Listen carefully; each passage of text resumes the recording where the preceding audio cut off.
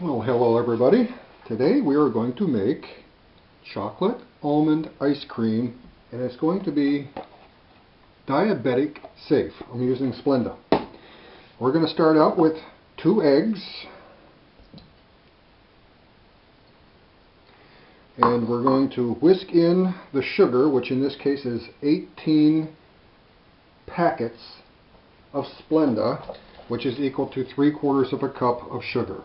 If this recipe looks familiar to anyone who might be watching, yes, I did take it from another YouTuber, and I'm not ashamed to use someone else's recipe. Okay, whisk in the sugar. After we get the sugar, or the Splenda, or the stevia, whatever you want to use for a substitute, I'm a diabetic and can never find decent sugar-free ice cream. The best I can do is no sugar added, and it just doesn't seem to cut it. So we're going basically sugar-free using Splenda. I can eat it, and it doesn't kill me in the sugar department. After we whisk in the sugar, we add 1 cup of milk.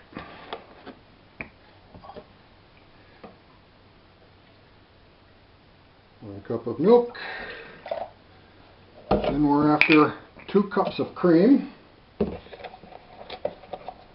And we'll whisk those in.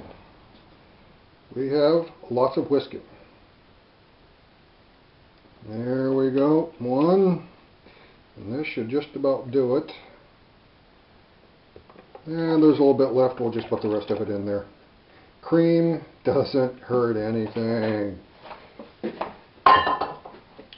So there's the cream. We're going to mix that in. Now I'm going to start out with 2 tablespoons of just standard Hershey's cocoa,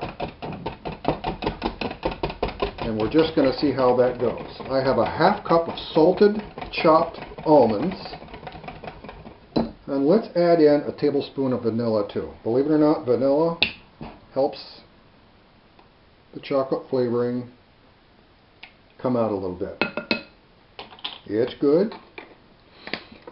And while we're at it, I'm going to put in maybe an 1/8, maybe a 1/4 teaspoon of cinnamon. Okay, here goes our chocolate. Again, 2 tablespoons of Hershey's cocoa for now. Again, this is diabetic safe, so I can't be doing a Hershey's chocolate bar that has a lot of sugar in it. And we don't want a real overpowering. That's starting to look okay. We need a little more cocoa though. Again, started with 2, we'll just add another and keep going as we go along. So here goes another tablespoon. We'll see how that goes.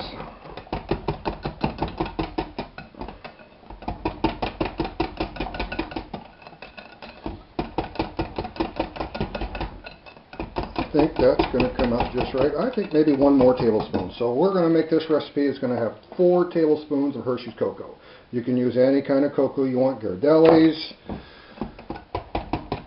Nestle, whatever floats your boat.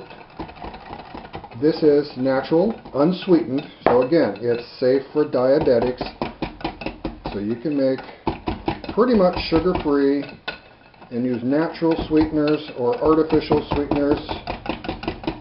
Even aspartame is okay once in a while. It's not going to kill you if you have 1 bowl of ice cream that has aspartame in it. But the Splenda is pretty good. It doesn't kill me on the sugar budget. Now, we have the nuts, but we're not going to put the nuts in right now, because guess what's going to happen? When we start to churn the ice cream, the nuts are all going to go in the bottom. So the nuts are going to be added later. What we're going to do now, get this all mixed up real good.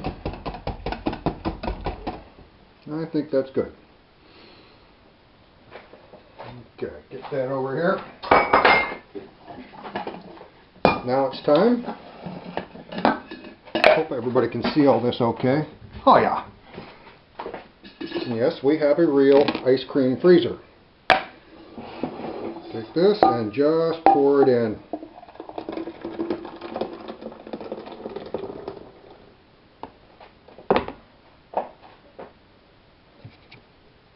Get all that good stuff in there. Now I made some mint chocolate chip yesterday, and it was amazing. Absolutely amazing. With basically the same base recipe, the ingredients were just different. The flavoring ingredients were a handful of Ghirardelli chocolate chips that we chopped up, and I think I used a tablespoon of, maybe 2 tablespoons of peppermint extract, and I used a little green dye. I think it was a tablespoon of green food coloring, which was a little bit too much. Maybe a half teaspoon. Maybe 1 teaspoon. So there, that's our ice cream freezer. We put in the dasher, put on the lid, and we go outside to start up the ice cream freezer. We're going to pause, and when I come back, I'll be starting up the ice cream, and with the ice in the ice cream maker. And we're back. Now we're ready to make ice cream. This is really a simple process. Put your ice cream freezer, match it in with a little dimple. Today I'm going to hand crank it.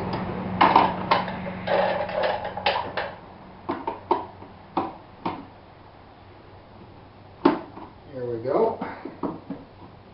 Match up the spline, just like that. Patch it down. There. I have some ice that I had got a little bit thawed out from yesterday. It's a little bit hard, no problem. If you didn't know, you just do this, your ice cubes will break. I bought this at the store. You could make your own ice if you want to, but this is just expedient.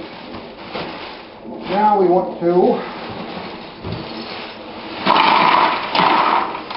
put in layers of ice and rock salt. That's good.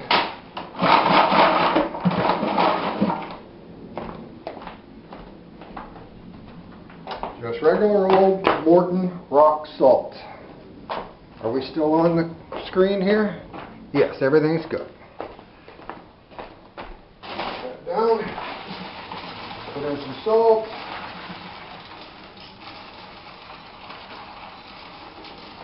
It's good. Put in some more ice.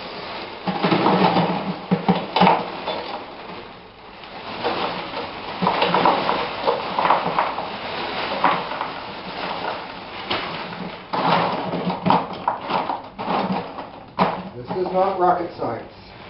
I've been making ice cream like this for years. I remember as a young boy watching my grandparents, and my parents, and my uncles.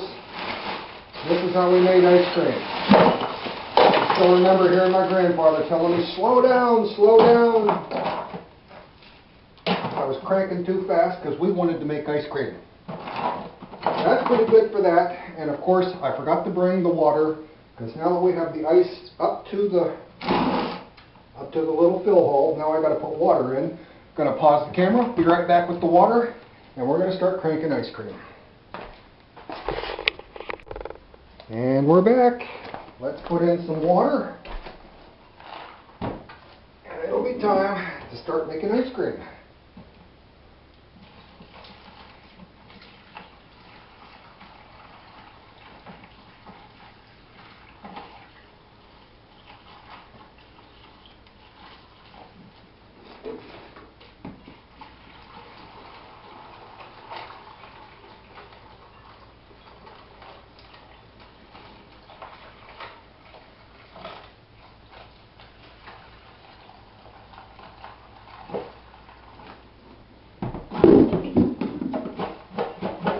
Good.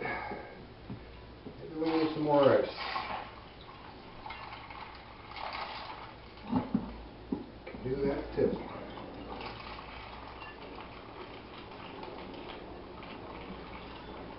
Okay, where's the water? A little more salt.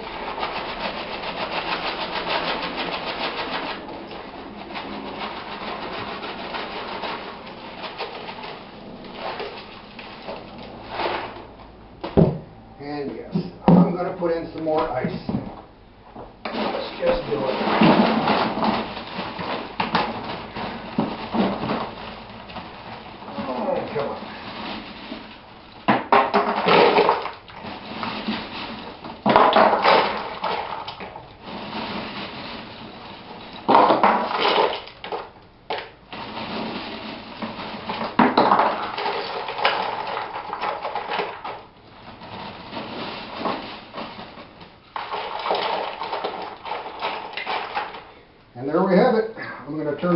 down so the water can drain out the door.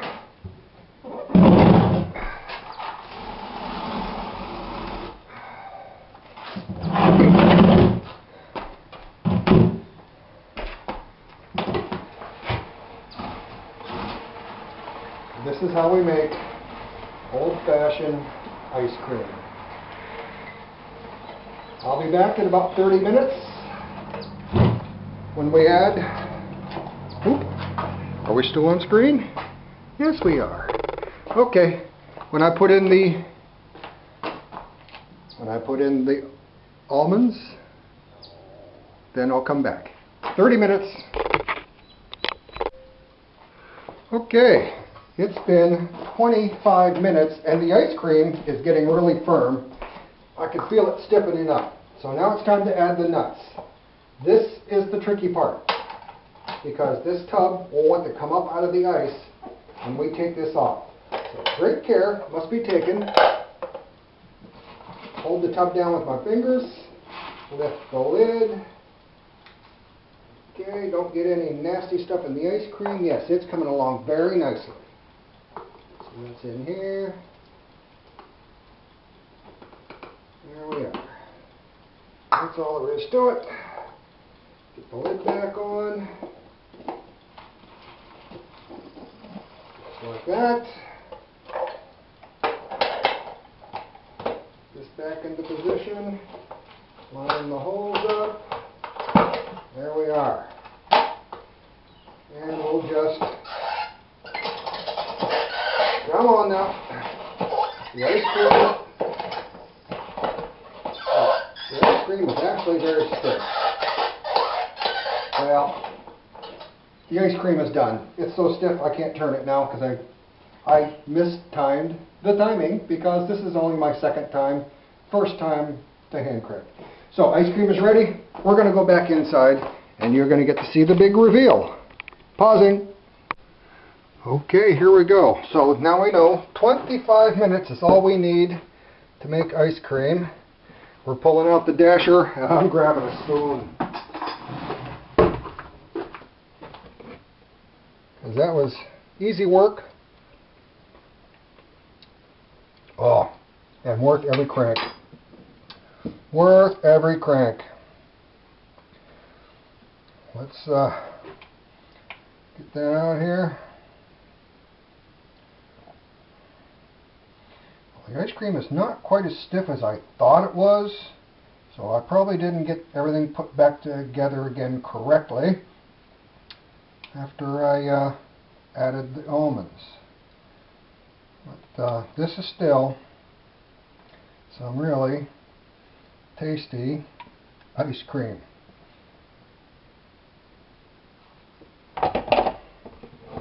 Yeah, it's still a little, it's still mixing up, but it's still light and fluffy.